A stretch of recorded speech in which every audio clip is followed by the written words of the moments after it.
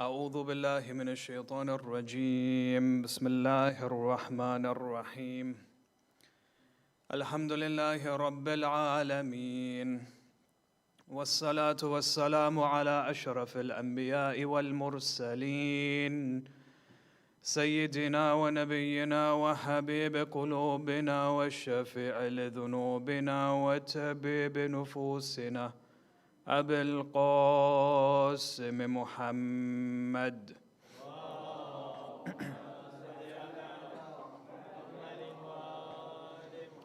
والصلاة والسلام على أهل بيته الطيبين الطاهرين المعصومين المظلومين ولعنة الله على أعدائهم أجمعين إلى قيام يوم الدين. وفقنا الله وإياكم بعلم وعمل صالح إن شاء الله بذكر الصلاة على محمد وآل محمد.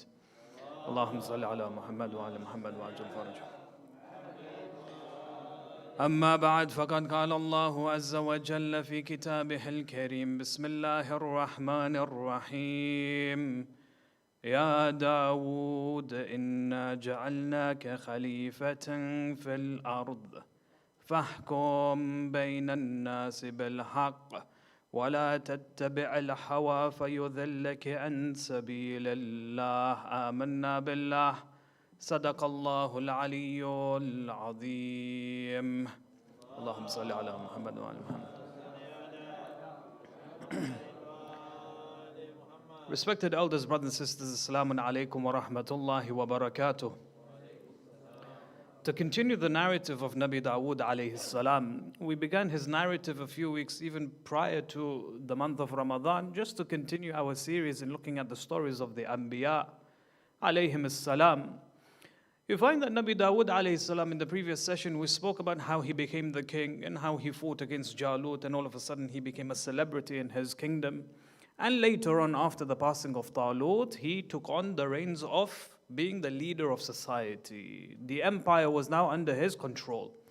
They say that when Nabi Dawood alayhi salam became the king, Allah subhanahu wa ta'ala in the Holy Quran makes it clear, Ya Dawood, inna ja'alnaka khalifatan fil ard. We have made you a caliph in this earth. When it comes to the essence of imama, khilafah, whether it be during the time of the Anbiya or after the time of the Prophets of Islam, you find that this is the sunnah of Allah subhanahu wa ta'ala. And the sunnah of Allah subhanahu wa ta'ala is that He appoints the caliph on this earth. There are people who come forward and they say, yes, but the Holy Prophet of Islam was the final prophet. There were no prophets after him. Our response is that the sunnah of Allah doesn't change. The sunnah of Allah is that He is the one who chooses the caliph. It's His responsibility. Just because Nabuwah has ended doesn't mean that his responsibility ends as well. And this is one of the hard proofs that we use to substantiate the khilafah of Amir al-Mu'mineen alayhi salam. He says, Inna ja'alnaka, sallu ala Muhammad wa ala Muhammad. Muhammad wa ala Muhammad. It says, Inna ja'alnaka khalifatan fil ard fahkum bayna an-nas. Use this power and this authority to judge amongst the people. وَلَا تَتَّبِعَ الْحَوَى. Do not follow your own desires. فَيُضِلَّكَ عَنْ سَبِيلِ اللَّهِ. Because you will be misled away from Allah subhanahu wa ta'ala. Very powerful words that a king is being reminded by Allah that follow the message of Islam, message of Allah subhanahu wa ta'ala. Do not follow your desires. This very much is applicable to the king, because when the king follows his own desires, you find that the people lose faith in Allah subhanahu wa ta'ala. The people in the empire, the people in the kingdom, they look up to the king. They take the king as a role model. If the king is a good role model, you find naturally the people become good. If the king is just, naturally the kingdom is filled with justice and people follow the law of the land. Not only the law of the land, but the law of Allah subhanahu wa ta'ala. They say that when Nabi Dawood alayhi salam served as a king in his empire, there was some salary or some monies that he used to attain from the public treasury. Now the public treasury, the king of the land or the caliph has the right to take salary from the public treasury. Even today, for example, the prime minister, the presidents of certain countries, they take their salary from the public treasury. Allah subhanahu wa ta'ala reveals to Dawood, He says, Dawood, look, the haqq is yours. You can take money from the public's treasury, but it would be better if you earned your living through some work. If there is a skill that you were to, for example, make yourself a professional in, that would be better for you than from taking from the public treasury. Nabi Dawood alayhi salam, what does he do? He begins to take palm trees, the leaves of palm trees, and he begins to mold baskets and mats and all of these things. He would then go towards the bazaar and he would sell this to the people. They say that he used to earn a little from this, but being the king, it did not make a difference to him. What's more important is that it establishes humility. It establishes a sense of humility in one's heart. It kills all forms of arrogance and pride, especially for a king. When you look into the life of Amir al-Mu'mineen alayhi salam, Allahumma salli ala Muhammad wa ala Muhammad. The Imam being the Caliph of Kufa, specifically in Kufa, where his hukuma was based, you find that he had every right to take a salary from the public treasury, but never did he take a dirham from the public treasury. In fact, when you go through the biographies of the A'immat al-Athar, you realize that the money that they used to earn, they used to keep a part of it to look after their families, to look after, for example, their wives and their children. But then the rest would be given away. They would give it as charity. Any excess that they would have in their hands, they would freely give it away to the masakeen, to the fuqara, for example, to the orphans and the widows in the community. This is important, especially in the life of Amir al-Mu'mineen alayhi salam. When the A'immat al-Athar describe the characteristics of their grandfather, Amir al-Mu'mineen, they say that he was a man, although he was the king of Kufa, king of the Muslim empire, he forced himself to live in a state of poverty. So much so that even the poor used to look up to him as to how he used to live in the state of poverty. He used to live in a state below the state of the fuqara and the masakeen. He himself, in a narration, he says that I have made it upon myself to live lower than the poor in my society so that they look up to me, so that they understand that there is a state worse than their own state. And at the same time, the rich can look towards me and learn from me that the riches of this world should not make them arrogant, it should not cloud their judgment. They should follow both, the poor and the rich should both follow me. And this was the style and the lifestyle specifically of Amir al-Mu'mineen alayhi salam. Muhammad ibn Muslim, there's a very interesting narration with regards to him. Muhammad ibn Muslim was a faqih, one of the students, esteemed students of Imam Ja'far as-Sadiq alayhi salam. Allahumma salli ala Muhammad. At the same time, they say Muhammad ibn Muslim came from a very noble tribe, a very rich tribe, a very affluent person. Not only was he a faqih, he was also very affluent. They say that one day Imam alayhi salam came towards him and he said, Ya Muhammad, don't forget, look after your nafs. Don't become proud and arrogant because of the wealth you have. Establish humility in your heart. So Muhammad ibn Muslim, do you know how he interprets this? He goes into the bazaar, he buys lots and lots of dates. Cartons and cartons of dates. He takes all of this towards one of the doors, one of the entrances of Masjid al-Nabi. He sits outside of Masjid al-Nabi and he begins to sell it to the people. A kilo here, a kilo there. He would sell it to the passerbys. They say that when his tribesmen found out what he was doing, because this type of a work is belittling to the tribe itself, so they came towards him and they began to mock him. They said to him, you should live up to the name of the tribe. You shouldn't engage in these types of jobs. He replies, he says, look, my Imam said to me that I have to establish humility, and this is my interpretation of establishing humility. Despite all of the wealth that I have, this is very much comforting for me to establish humility, to kill any form of arrogance that's there in my heart. So one of his family members, mocked him. He said, well, if that's the case, then why don't you sell flour as well? Upon which Muhammad ibn Muslim says, you know what, that's actually a very good idea. It's not a bad idea. He goes out, he buys all of these different types of grains, he buys a hand mill, he comes back to that spot and he begins to grind these grains. He creates flour and he begins to sell flour as well. So you find that Nabi Dawood alayhi salam, he begins to sell very mundane things in the bazaar, and this helps him grow. But what's interesting is that according to the narrations, Allah subhanahu wa ta'ala says, Ya Dawood, let me teach you a skill that will be very much profitable for you. And it will be something of your stature as a king. He says, what is it? So narrations explain that Allah subhanahu wa ta'ala taught Dawood how to mend iron. We recite this in the nights of Ramadan, don't we? مُلَيِّنَ الْحَدِيدِ لِدَاوُودَ عَلَيْهِ السَّلَامِ. The one who made for Dawood alayhi salam the power to soften iron. So Allah subhanahu wa ta'ala gives him the skill to be able to soften iron and mend or create armory.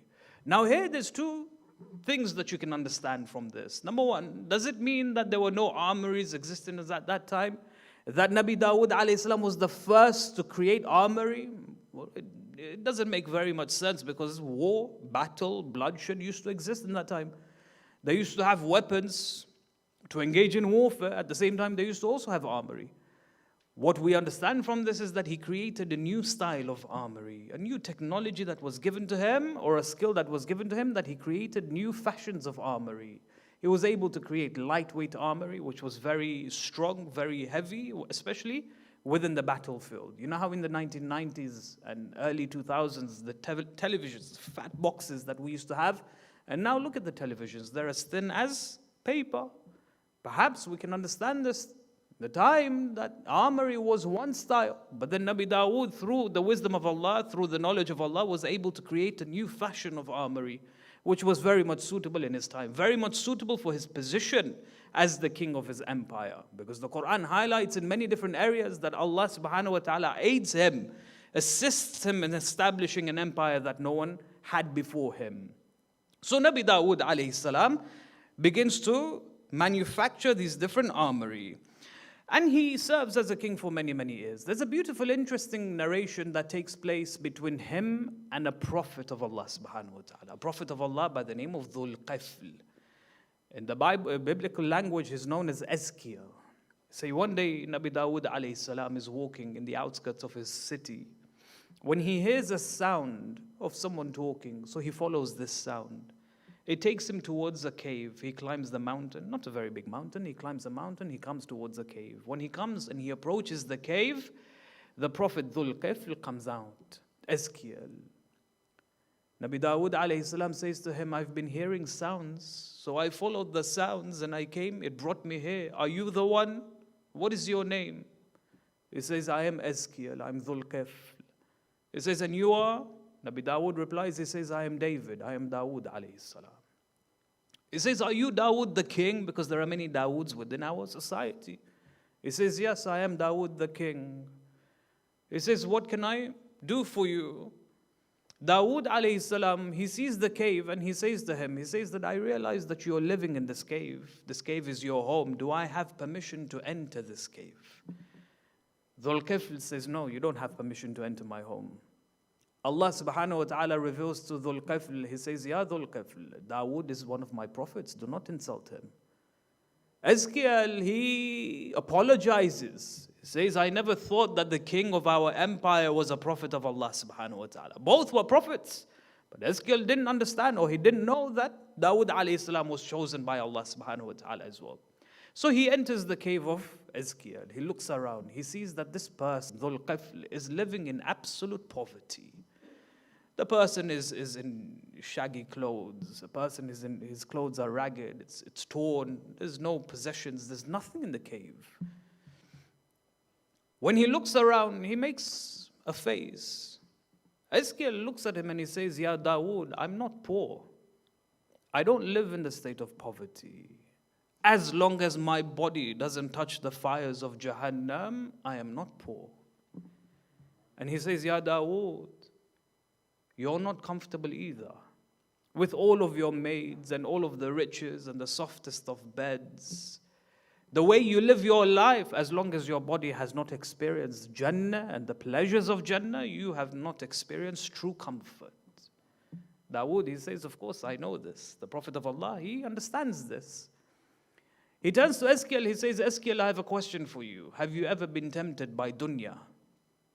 Has the world and the temptations of this world ever gotten to you? He says, yes, of course. He says, how do you overpower this temptation that you have? He says, Dawood, there is a hole on the floor. I enter this hole. It leads me to a path. There's a path. It leads me towards this place. I go there. I sit. I look what's there. and I ponder, I reflect. And the poison that's entered my mind is removed completely. I come back out and I continue my life. He says, do you give me permission to enter this hole? He says, go, see for yourself. Dawood enters the hole. He follows the path. It takes him to the end of the place, and he sees that there is a skeleton there. A rotten skeleton. The bones have rotted away. Next to this skeleton, there's a note. I am such and such person.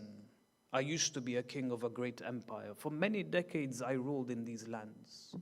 I had many wives, many children. I had the riches in this world. I built cities. But in the end, nothing mattered. The earth became my bed. A stone became my pillow. And the snakes and the scorpions and the worms and all of these different insects became my neighbors.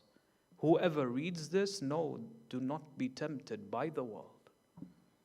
So you found that Nabi Dawood alayhi salam, even though he was assisted by Allah to have such a grandeur kingdom, he was someone who was known as a zahid. A zahid is whom? A person who is aesthetic. A person who has all of the pleasures available to him, but that doesn't get to his head. He doesn't become arrogant. He doesn't lose focus in his purpose in life.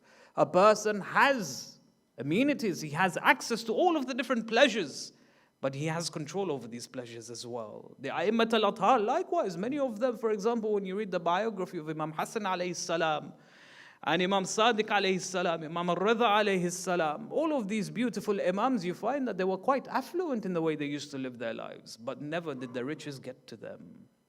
And so, Dawood alayhi salam continued to live his life, although he had all of these accessible to him, it never got to him as a king. Very interesting, the verse of the ayah of the Holy Quran begins to now introduce Sulaiman into the picture. Allah subhanahu wa ta'ala says, وَوَحَبْنَا دَاوُودَ سُلَيْمَانَ. It says, وَوَحَبْنَا لِدَاوُودَ سُلَيْمَانَ نِعْمَ الْعَبْدِ إِنَّهُ أَوَّابٌ.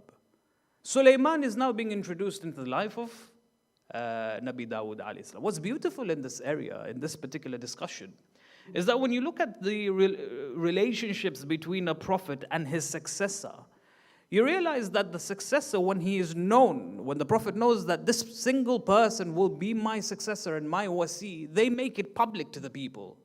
Very much early on, as in they don't wait until the end, until the prophet is about to leave this world, and then announces his wasi in front of the people. No, from the very beginning of their mission. As soon as their wasi is born, they make it clear to the people that this person will be my inheritor, this person will inherit my kingdom and my responsibilities. When you turn to the life of Rasulullah sallallahu alayhi wa alihi wa sallam,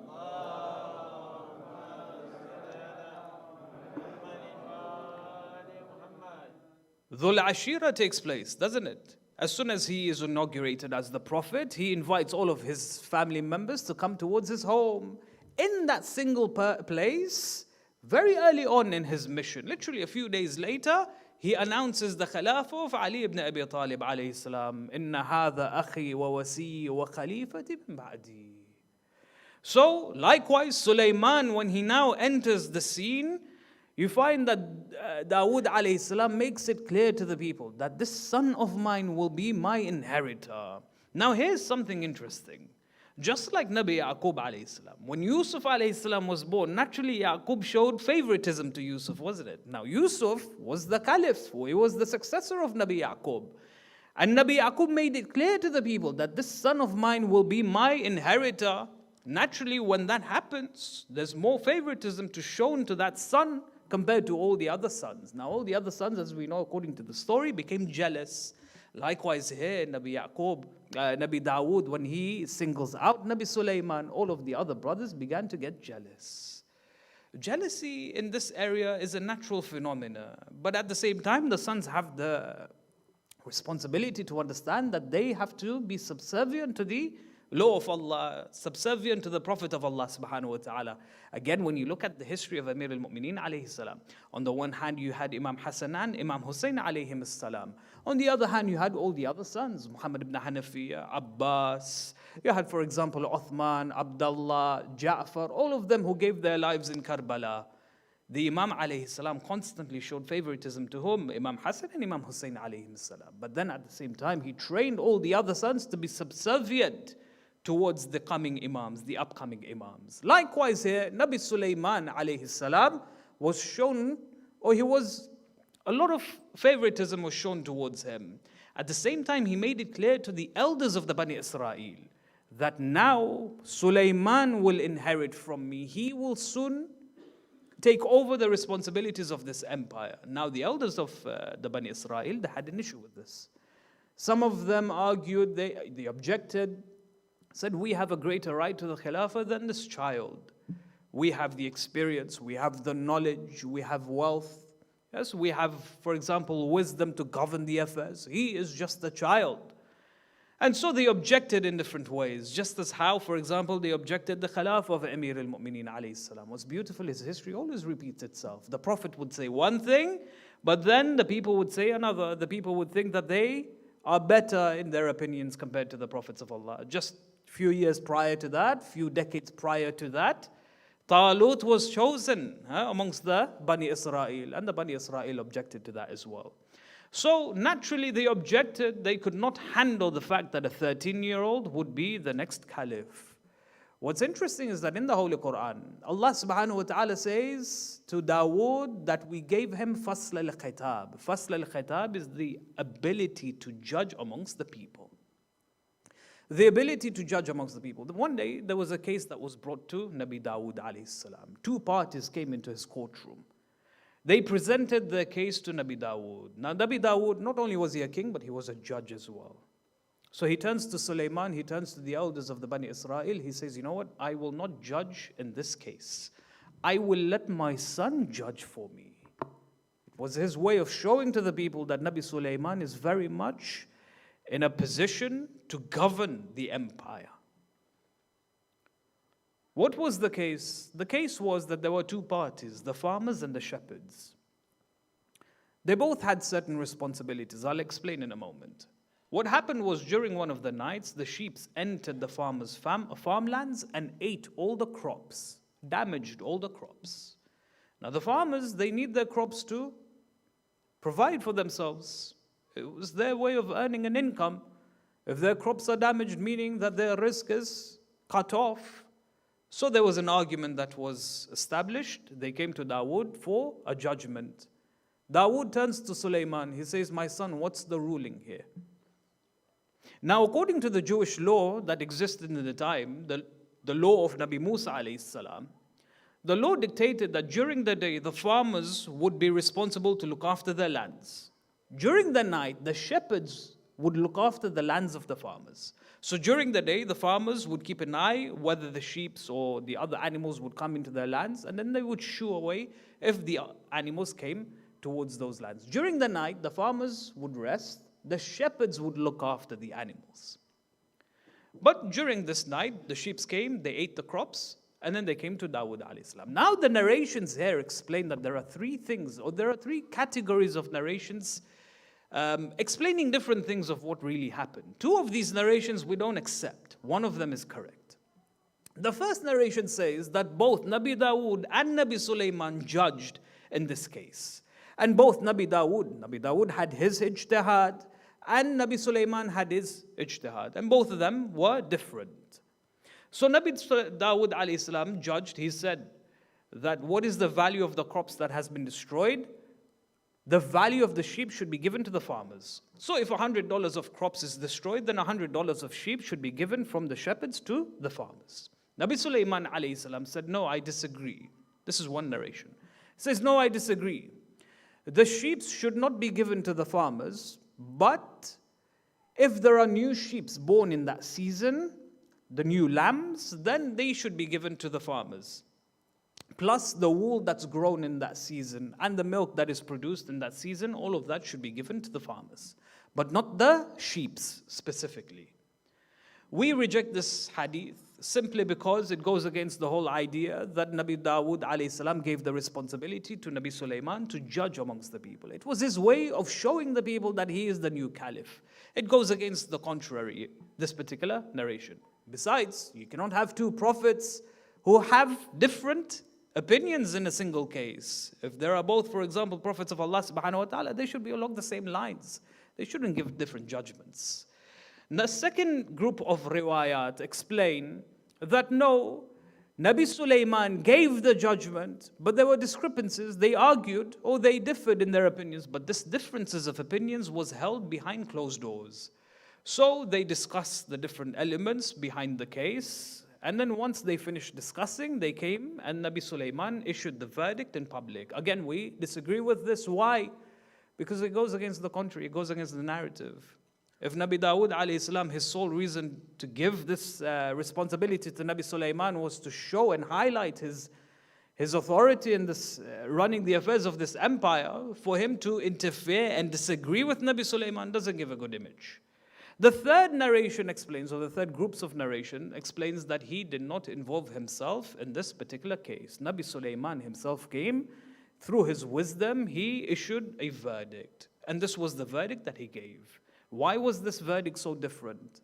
The ayahs of the Holy Quran doesn't speak about this. This is all taken from the narrations of the Ahl al-Bayt alayhim as-salam. This verdict was very different. It was unique, one of the kind. But the case is not one of a kind case. It happens. At night, the sheep will come into the lands of the farmers. They will eat the crops. And then, again, it happened many a times before. Why was this case different? This case was different because usually when the sheep would enter the lands of the farmers, they would eat the crops, but they would destroy the roots as well. This time was different. They came and they ate the crops. They ate the plants and the produce, but they did not destroy the roots. So Nabi Sulaiman alayhi salam gave a very different ruling, issued a very different ruling. And this was to highlight his wisdom and his knowledge that was given to him. وَلَقَدْ آتَيْنَا دَاوُودَ وَسُلَيْمَانَ عِلْمًا. Indeed, we gave Sulaiman and Dawood knowledge, which made them different from all the other people in society. And of course, towards the end of the life of Nabi Dawood alayhi salam, very beautiful incident. Malik al-Maut approaches him. In his final days, Malik al-Maut approaches him. He says, Dawood, it is time. Dawood says to him, you've spontaneously come towards me. You should have told me before. Just give me some warning. I would have prepared better for my death. Malik al-Maut says to him, Ya Dawood, I've given you many warnings. Did you not pay heed to them? He says, what warnings did you give me? He says, Dawood, where is your father? Dawood, where is your brother? Dawood, where are your friends? Were these not sufficient warnings given to you? At the age of 100, Dawood alayhi salam leaves this world. When he leaves this world, Sulaiman then takes over the throne. Now when Sulaiman takes over the throne, inshallah we'll continue the discussions next week. There's a beautiful narration that speaks about one of the imtihanat of Sulaiman alayhi salam. We'll go into more discussion next week. What's the imtihan of Nabi Sulaiman? They say that one day Sulaiman enters his courtroom. He was very young, probably in his 20s. When he enters his courtroom, he approaches his throne and he sees a mayyit on his throne. A mayyit. It was one of his infants that was born, but it was a stillborn child.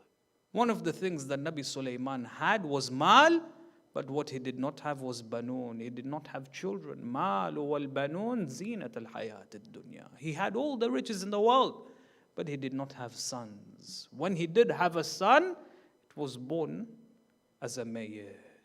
And it broke his heart. He turns to Allah and he seeks istighfar. We'll go into the discussions as to why he seeks istighfar. But Nabi Dawood alayhi salam, Nabi Sulaiman, he cries and he cries because he lost a son at a very young age. Imagine the cries of Abi Abdullah alayhi salam, especially on the 10th of Muharram, when he takes the infant towards the enemy lines and he says to them, he says, the grudge that you have is with me. What crimes has this child committed? Give it some water. It craves for some water. Give him some water. Amongst the crowds in the army of Umar ibn Sa'd, there were those who began to cry and they said to themselves, we should give the child some water. And then there were those who used to say, no, this child is a criminal just like the father is the criminal. They began disputing with one another. When Umar ibn Sa'ad turns to Hurmala, he says, Hurmala, اقطع النزاع القوم. He says, Hurmala, I'm turning to you. Resolve this for me. When Mukhtar al-Thaqafi captures Hurmala, he says, Ya Mukhtar, if you're going to kill me, then let me say something to you. He says, what is it that you need to say? He says, let me tell you of my crimes on the 10th of Muharram. If you're going to kill me, then let me burn your heart by these words. He says, tell me, what crimes did you commit on the 10th of Muharram? He says, Hurmala says, I took out 3 arrows on the 10th of Muharram and I dipped them in poison. The first arrow I shot it towards Abdullah, the son of Imam al-Hasan alayhi salam, the young child that came out from the tents to protect his uncle Abu Abdullah alayhi salam. The arrow pierces his neck. It says the second arrow pierces the heart of Abu Abdullah alayhi salam, and the third arrow pierces the neck of Ali al-Asghar. As the narration says, Ali al-Asghar began flapping his arms the way a bird would flap when it's slaughtered. إنا لله وإنا إليه راجعون سيعلم الذين ظلموا أي منقلب ينقلبون. We pray to Allah subhanahu wa ta'ala to forgive the sins of our marhumin, inshaAllah. Pray to Allah subhanahu wa ta'ala to hasten the reappearance of the Imam Ajjalallahu ta'ala farajahu sharif. If we can recite Surah Al-Fatiha for all our marhumin tonight, inshaAllah. Surah Al-Mubarakat Al-Fatiha.